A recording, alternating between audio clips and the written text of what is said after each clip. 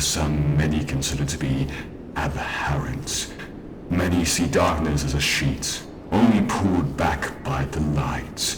With a flick and a spark you go from existing to not. I find it quite fascinating. Fascinating from a certain scientific point of view, but also one that stems from a deeper point of understanding. True to me.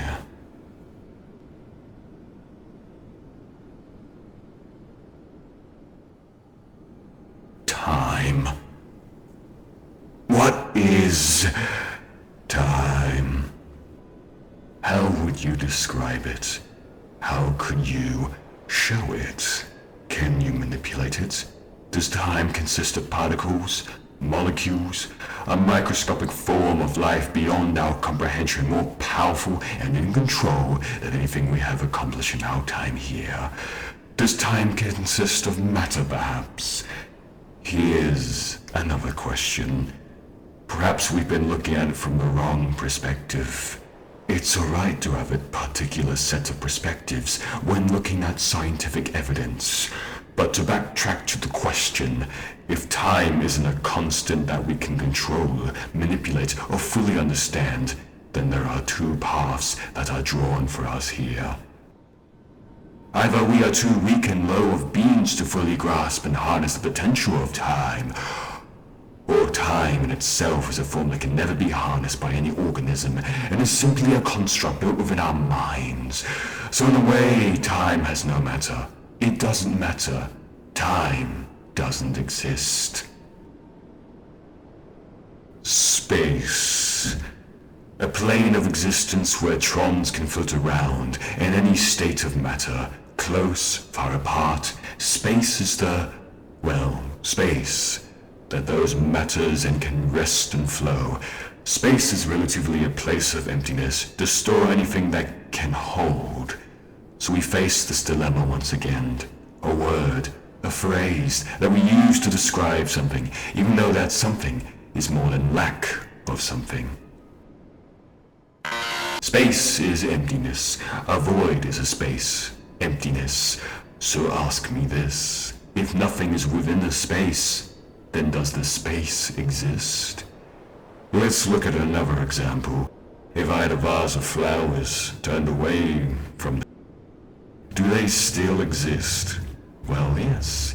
If I reach out, I can grab it, I can feel it, I can touch it, I can even smell it. But space, can you feel it? Can you smell it? Taste it? Hear it? Maybe you can see it, but what you are seeing are walls, confinements, a state of matter. If those walls were to be removed, then what remained is the infinity of space, forever without end. I find the idea of things we describe to exist. If you put your 2 cents into it, you find out most things that we think exist are mostly absent. I find it very, very interesting. Now, when you look at existence and apply it to a value, it's merely a single line of binary, on and off. One time it exists, next it doesn't. Or if we slice it into halves, quarters of quarters. What if I picked up a glass bottle and dropped it onto the ground? It shatters into randomly assorted pieces. Big pieces, tiny pieces, the lot. Now we apply the same idea, the formula that we have learnt.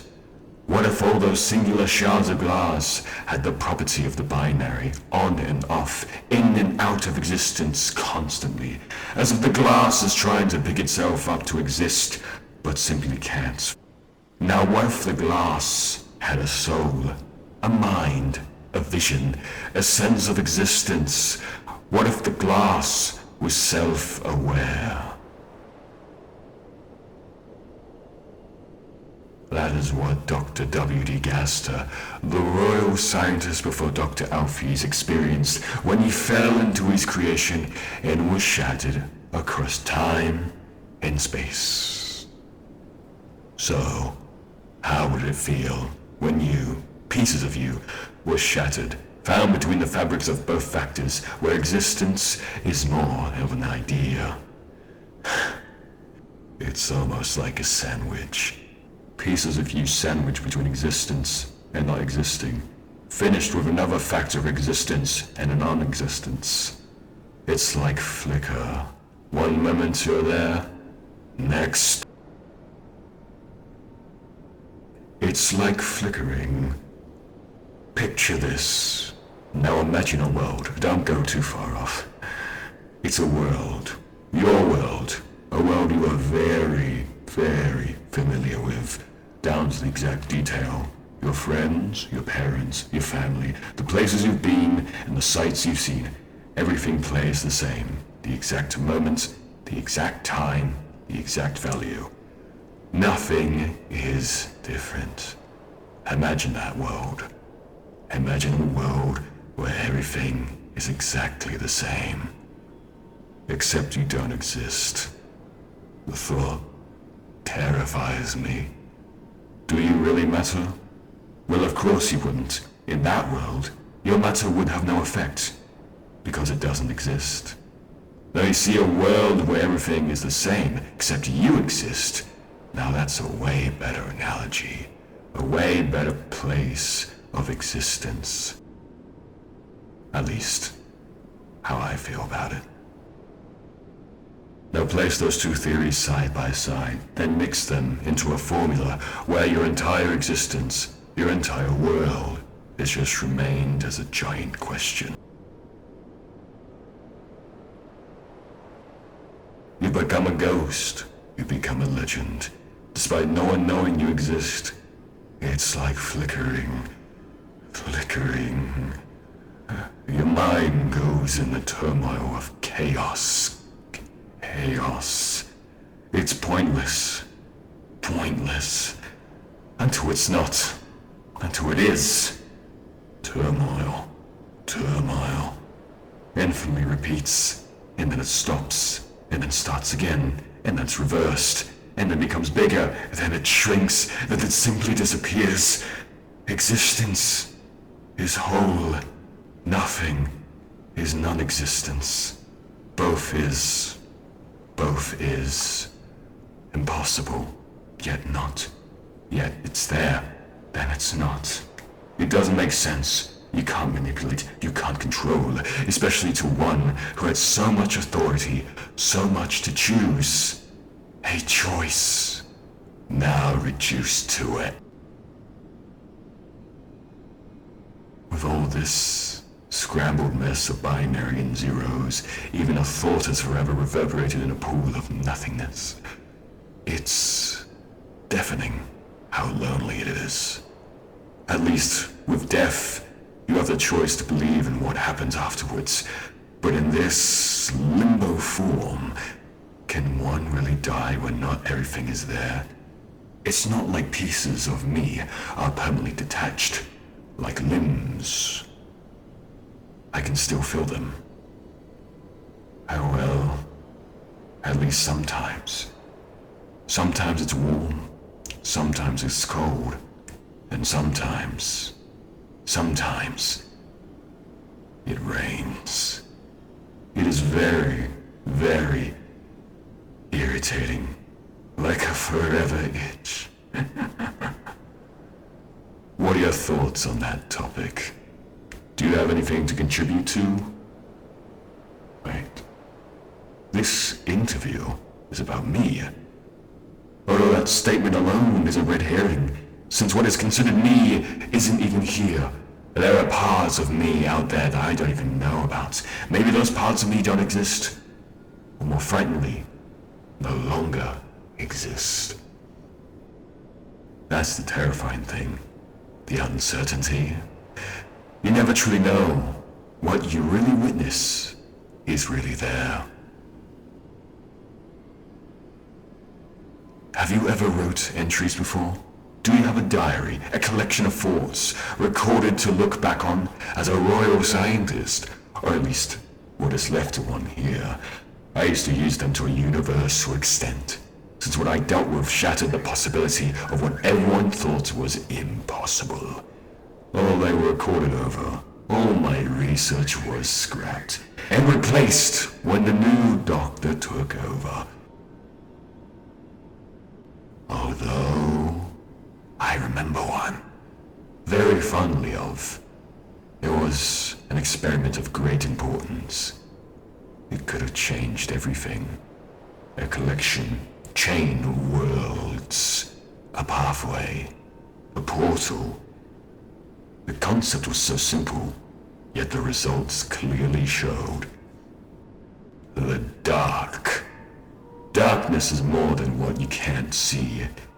It is not a space where photons dissipate and cease to exist, but rather darkness is a tool that can be harnessed, or rather darkness is a place, just like a room.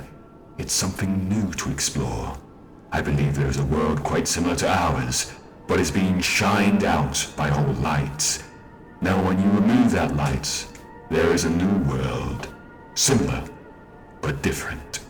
Darkness is a pathway to this potentially new discovery, a micro-universe, or maybe we are the micro-universe.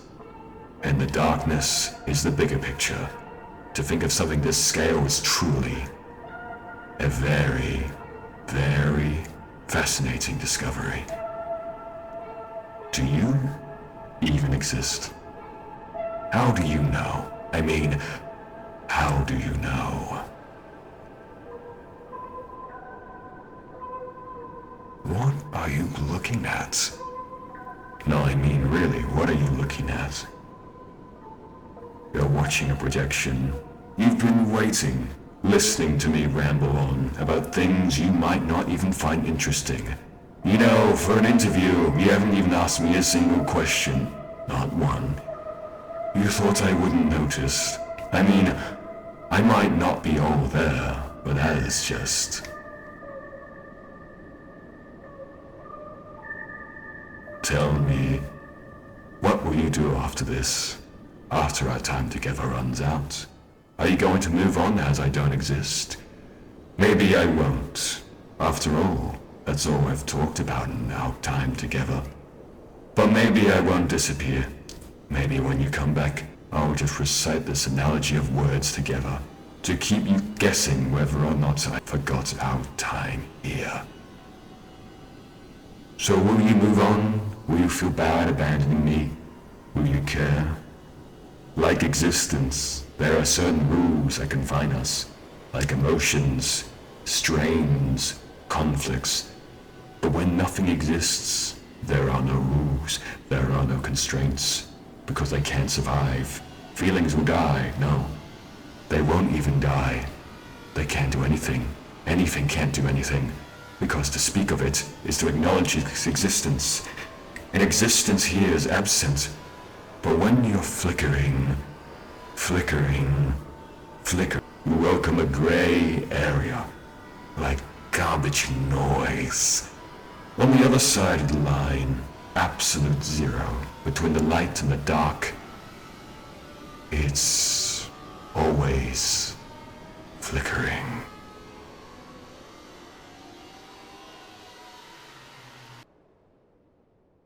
Ah yes, I remember now.